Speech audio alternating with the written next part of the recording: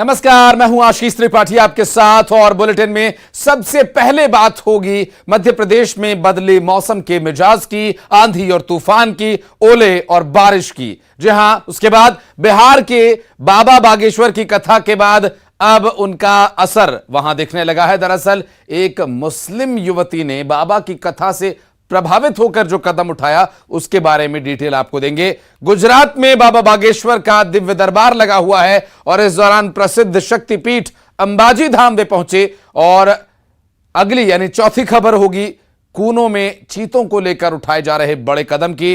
NTCA क्या करने वाला है यह बताएंगे आपको। और इसके अलावा पांचवी खबर होगी इंदौर से, जहां कार और बाइक की टक्कर में गुस्साए लोगों ने क्या कदम उठाया ये दिखाएंगे आगे विस्तार पूर्वक खबरों में। शुरुआत करते हैं इस वक्त की दिल्ली से आ रही बड़ी खबर से, जहां कांग्रेस आज एक बड़ी बैठक करने वाली है। मल्लिकार्जुन खड़गे जो कि कांग्रेस के राष्ट्रीय अध्यक्ष है, इस बैठक की अध्यक्षता करेंगे और राहुल गांधी इस बैठक में मौजूद रहेंगे। साथ ही कमलनाथ, दिग्विजय सिंह, कांतिलाल भूरिया भी इस बैठक में शामिल होंगे। बैठक के लिए अरुण यादव को भी बुलाया गया है। विधानसभा चुनाव की रणनीति को लेकर यहां मंथन होगा और अब तक चुनाव में अपनाई गई रणनीति पर बात होगी।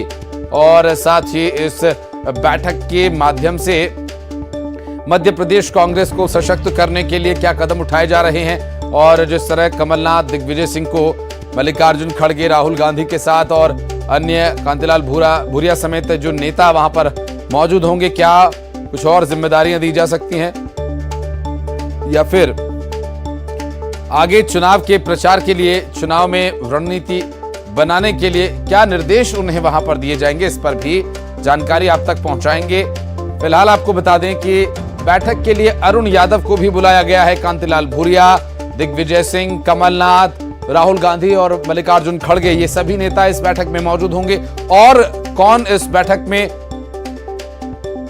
अपेक्षित है इस पर रहेगी हमारी नजर। फिलहाल आपको बता दें आज दिल्ली में होने वाली कांग्रेस की ये बड़ी बैठक कई मायनों में महत्वपूर्ण है और इस बैठक के माध्यम से आगामी चुनावों को लेकर किस तरह से पार्टी को जमीनी स्तर पर मजबूती प्रदान करनी है, चुनाव में कैसे पकड़ बनाकर रखनी है और क्या मध्य प्रदेश में सत्ता में वापसी की उम्मीद यहां पर कांग्रेस को है और क्या इस बैठक के माध्यम से इसके लिए कुछ और कदम उठाए जा सकते हैं, क्या वो फैसले होंगे और कैसे उन्हें क्रियान्वित किया जाएगा, ये भी देखने का विषय होगा। और इस बैठक में, आज की जो बैठक में सर्व प्रमुख मुद्दे क्या होंगे, क्या विधानसभा चुनाव का ही यहां पर रहेगा, इस पर बात करेंगे। हमारी सहयोगी रंजना दुबे इस वक्त हमारे साथ जुड़ रही हैं। रंजना, कांग्रेस की एक महत्वपूर्ण बैठक दिल्ली में आयोजित की गई है, क्या है डिटेल्स अपने पास?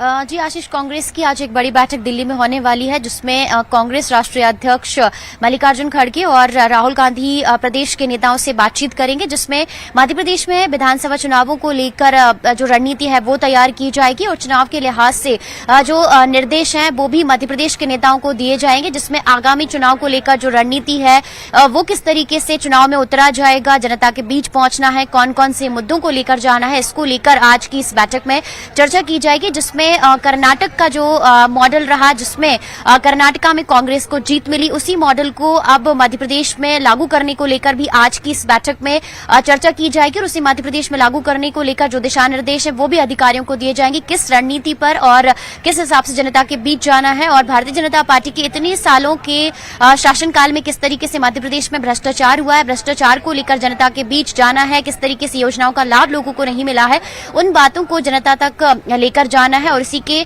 साथ ही अभी मध्य प्रदेश में चुनावों के लिहाज से जो योजनाओं की घोषणा कांग्रेस करने वाली है, जिसमें ओल्ड पेंशन स्कीम को लागू करेगी, इसको लेकर भी वचन पत्र में घोषणा की जाएगी। नारी सम्मान योजना महिलाओं को रिझाने के लिए जो लागू की गई है, जिसमें कांग्रेस ने बीजेपी की लाडली बहना का तोड़ निकाला है, तमाम योजनाओं को लेकर भी चर्चा की जाएगी। 500 रुपए में सिलेंडर, सस्ती बिजली, अच्छी शिक्षा, ये सभी विषय कांग्रेस के रहे हैं अब तक इन विषयों को लेकर। रंजना, लेकिन दिल्ली में क्या बैठक की तैयारी, इसके लिए हम अपने सहयोगी अशरफ काजमी से बातचीत करेंगे। अशरफ हमारे साथ इस वक्त मौजूद है। अशरफ, क्या डिटेल्स मिल पा रही, कितने बजे से ये बैठक होगी, कहां पर ये बैठक होगी, कौन कौन अपेक्षित है इस बैठक में?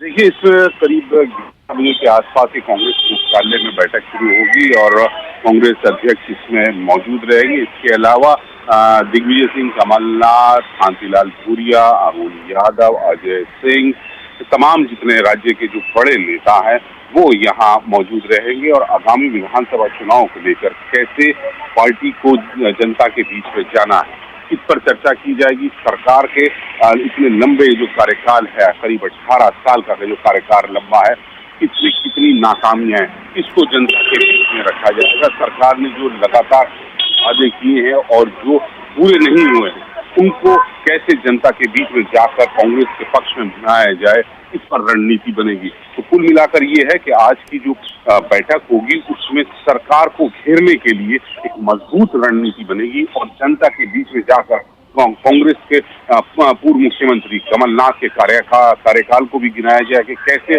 जो कांग्रेस जब 1.5 साल के लिए आई थी तो उसने काम किया, जो वादे किए उसको पूरा किया, इसको भी कैसे भुनाया जाए, इस पर भी चर्चा की जाएगी। जी बिल्कुल अशरफ, ये तो ठीक है, कांग्रेस की तरफ से बातें कही जा रही हैं कि जनता के बीच कैसे जाना। जनता के बीच तो जा ही रहे हैं, कार्यकर्ताओं के बीच तो जा ही रहे हैं। दिग्विजय सिंह जा रहे हैं, बुरहानपुर में बैठक करते हैं, कार्यकर्ताओं को मंच से उतार देते हैं, फिर एक बैठक करते हैं, वहां पर लताड़ देते हैं, बोलते हैं कांग्रेस जाए भाड़ में। लेकिन क्या इस बैठक में, चूंकि अभी तक जो सर्वप्रमुख मुद्दा रहा है वो कैंडिडेट सिलेक्शन का रहा है, तो क्या ये भी माना जाए कि यहाँ पर इस पर भी कुछ चर्चा हो सकती है, कौन सा कैंडिडेट कहाँ से उतारा जाएगा? कमलनाथ के सपोर्टर्स होंगे, दिग्विजय के होंगे, या किस कैंडिडेट को टिकट दिया जा रहा है? क्या इस पर भी कुछ चर्चा हो सकती है?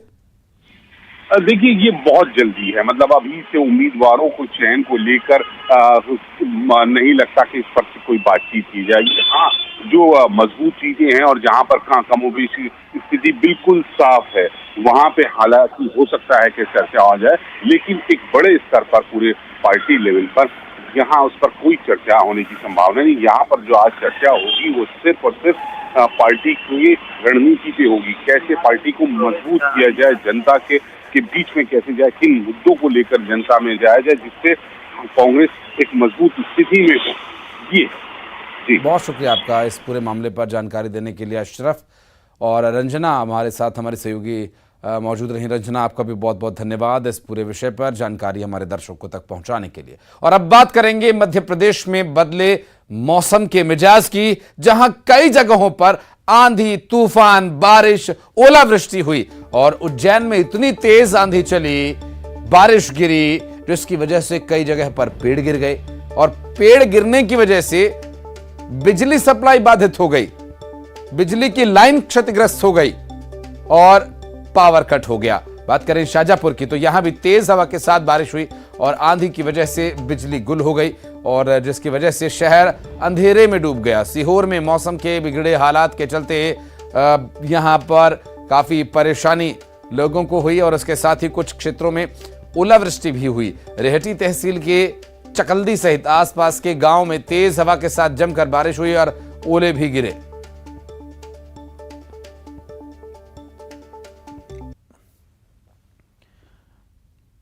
और बिहार में वैशाली के लालगंज में बागेश्वर बाबा से प्रेरणा लेकर मुस्लिम धर्म की एक युवती ने पहले हिंदू रीति रिवाज के साथ सनातन धर्म में वापसी की और फिर एक हिंदू लड़के से मंदिर में शादी रचाकर रुक्मणी बन गई। मांगलिक कार्य करना हो उसमें मेरी सम्मति।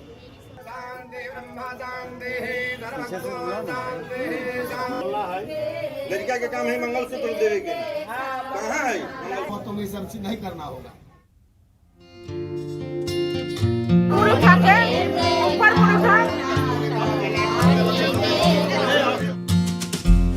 बागेश्वर बाबा भले ही बिहार से चले गए हों, लेकिन उनका संदेश अब भी लोगों की जिंदगी बदल रहा है। बागेश्वर बाबा की कथा का ऐसा जादू चला कि मुजफ्फरपुर की रहने वाली नौशीन परवीन रुक्मिणी बन गई। ये प्रेरणा कहाँ से मिली है आपको जी? उनका कार्यक्रम सुनकर। हिंदू रीति रिवाज से शादी के बंधन में बंधते इस जोड़े को देखिए। दुल्हे का नाम रोशन कुमार है और दुल्हन का नाम रुक्मिणी कुमारी। रुक्मिणी चंद दिनों पहले तक नौशीन परवीन हुआ करती थी, लेकिन बागेश्वर बाबा से प्रेरणा लेकर हिंदू रीति रिवाजों के तहत सनातन धर्म अपना लिया। पूरा मामला वैशाली के सहता गांव का है, जहां रोशन कुमार को मुजफ्फरपुर के गिजास गांव की लड़की नौशीन परवीन से प्यार हो गया, लेकिन दो धर्म होने की वजह से दोनों विवाह के बंधन में नहीं बंध पा रहे थे। इस बीच बागेश्वर बाबा का कार्यक्रम पटना के नौबतपुर में हुआ। पंडित धीरेन्द्र शास्त्री का प्रवचन का मुस्लिम लड़की पर ऐसा असर हुआ कि उसने अपने धर्म को छोड़कर सनातन धर्म अपनाने का फैसला कर लिया। तो आप खुद ये मतलब प्रपोजल रखे थे कि हम स्वीकार करेंगे आपका धर्म, या इनका दबाव था? खुद बोले थे, तो आज खुश हैं। फिर रोशन और रुक्मिणी दोनों लालगंज में आचार्य से मिले और धर्मांतरण के विधि विधान को जाना। आचार्यों ने मंत्रोच्चार के साथ लड़की को सनातन धर्म में प्रवेश कराया। बनाने लगी हमारे पास, हमको कराइए, तो मैंने कहा कि ठीक है, तो 10वीं का स्नान मैंने कराया। सनातन धर्म में आते ही नौशीन परवीन नारायणी नदी को साक्षी मानकर रुक्मिणी बन गई। उसके बाद दोनों प्रेमी जोड़े लालगंज की रेपुरा अर्धनारेश्वर शिव मंदिर पहुँचे।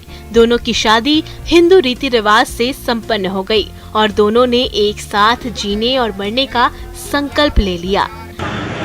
ये शादी जो हुआ हम लोग पूरे परिवार मिलकर शरीक हुए हैं, और जो बच्ची है उसको हम अपना बेटी मान लिया। तो इस्लाम रही नहीं, हिंदू धर्म अपना लिया है। तो जैसे 4 बच्चे हैं, वो भी हमारे बच्चे हैं। कितने बच्चे हैं आपको? 4 बच्चे हैं, एक लड़का है, एक ही लड़का है। आप ब्राह्मण जाति से? हाँ, ब्राह्मण जाति से। तो इस शादी से आप खुश हैं? हाँ, खुश है। आपका समाज? हमारा समाज भी खुश है, कोई दिक्कत नहीं? कोई दिक्कत नहीं। क्या नाम हुआ? हमारा नाम हुआ मोहम्मद शंकर कुंवर। यानी बागेश्वर बाबा तो बिहार से चले गए, लेकिन उन्होंने जो संदेश दिया उसका असर अब भी साफ साफ दिख रहा है। न्यूज़ 18 के लिए वैशाली से प्रफुल्ल की रिपोर्ट।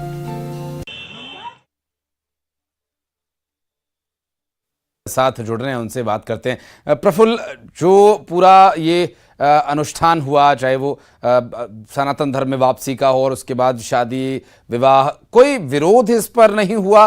क्योंकि अमूमन इस तरह जब धर्मांतरण होता है तो कई तरह के विरोध होते हैं।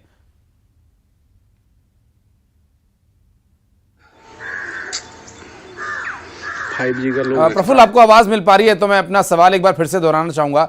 जब ये रुक्मिणी की शादी हुई तो क्या वहां पर किसी तरह का कोई विरोध हुआ था, या सब कुछ सकुशल सबकी मर्जी से हुआ?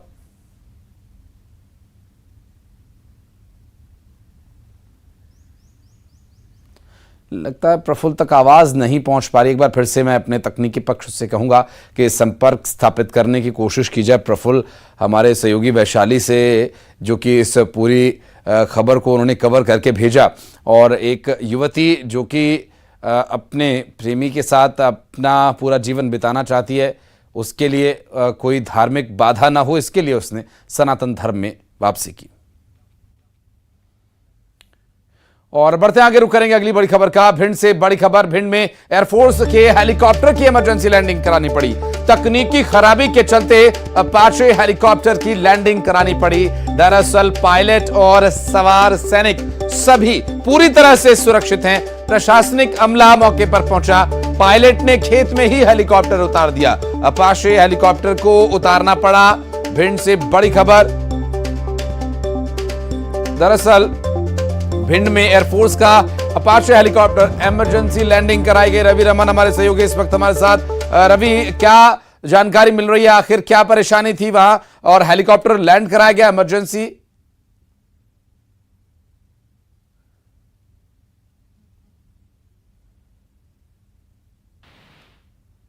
रवि, आवाज मिल पा रही है? जानना चाहेंगे अपाचे हेलीकॉप्टर के इमरजेंसी लैंडिंग के पीछे क्या कारण था? रवि,